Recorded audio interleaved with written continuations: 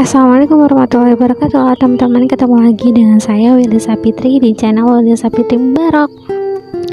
Dan untuk kalian yang belum subscribe, kalian bisa subscribe dulu ya teman-teman. Dan jangan lupa aktifkan notifikasinya biar tidak ketinggalan video-video terbaru aku. Nah teman-teman semuanya, gimana nih kalian kabarnya? Semoga selalu sehat walafiat, dipanjangkan umurnya, serta dilancarkan rezekinya, dan yang pasti semoga selalu ada dalam lindungan Allah dan ridhonya Allah. Amin ya Allah ya rabbal alamin. Nah jadi teman-teman, di pertemuan kali ini adalah episode kedua aku ya teman-teman. Kalian udah nonton belum yang pertama? Dan kalau belum nonton, kalian bisa nonton dulu ya. Episode kedua ini judulnya Membeli Surga dengan Memaafkan. Nah jadi teman-teman, suatu ketika para sahabat sedang berkumpul di sekitar baginda Rasulullah Shallallahu Alaihi Wasallam. Mereka melihat suatu pandangan yang aneh. Tiba-tiba saja baginda Rasulullah Shallallahu Alaihi Wasallam, beliau itu kayak berkaca-kaca teman-teman, seolah beliau itu akan menangis. Tetapi tidak lama kemudian tampak wajah beliau itu berbinar-binar gembira teman-teman, tersenyum, tertawa sehingga kelihatan dua giginya teman-teman. Para sahabat penasaran teman-teman, tetapi mereka malu untuk bertanya.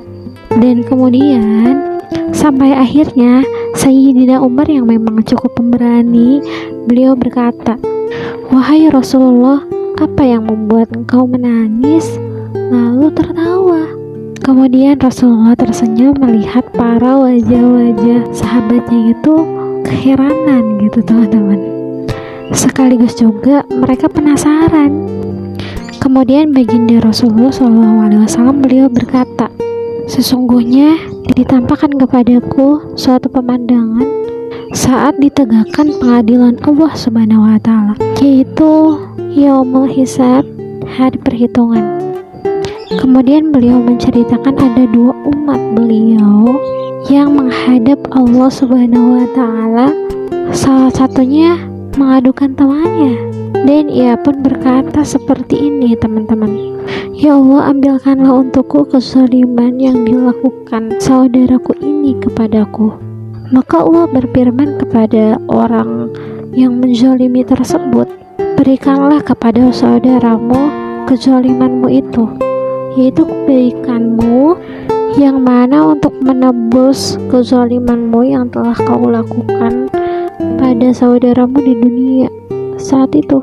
Wahai Robbi, bagaimana aku bisa melakukannya sedangkan aku tidak memiliki kebaikan apapun atau sedikit pun," kata lelaki yang zalim itu.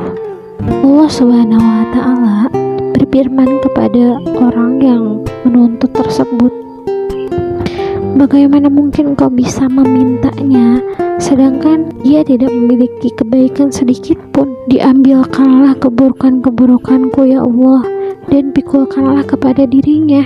Dan memang seperti itu yang dianjurkan baginda Rasulullah Shallallahu Alaihi Wasallam. Dosa atau kezaliman yang berhubungan dengan manusia itu termasuk hutang teman-teman. Jadi memang tidak cukup hanya bertaubat atau meminta ampun kepada Allah, karena harus diselesaikan dan dihalalkan dengan mereka yang memang masih hidup di dunia. Jika tidak, maka kejadiannya akan seperti yang Rasulullah Shallallahu Alaihi Wasallam ceritakan. Ketika melihat pemandangan itulah baginda Rasulullah SAW sangat bersedih, hampir menangis karena melihat keadaan umatnya yang sangat memilukan itu. Kemudian baginda Rasulullah SAW beliau bersabda, "Itu adalah hari yang agung, di mana pada hari itu setiap orang membutuhkan adanya orang lain yang dapat memikul kesalahan-kesalahannya." Tak lama kemudian baginda Rasulullah Shallallahu Alaihi Wasallam dalam keadaan seperti itu, Allah Subhanahu wa Ta'ala berfirman kepada orang yang menuntut tersebut, "Angkatlah kepalamu dan lihatlah." Lelaki tersebut mengangkat kepalanya dan ia melihat pemandangan yang sangat luar biasa, sangat menakjubkan sekali teman-teman. Kalau sekarang ini bisa digambarkan seperti melihat tayangan televisi raksasa yang membuatnya terpana kagum, lalu ia berkata, "Ya Robbi, saya melihat bangunan-bangunan yang bertahta perak dan emas untuk baginda Rasulullah Shallallahu Alaihi Wasallam. Yang manakah ini? Untuk orang yang setia, yang manakah ini?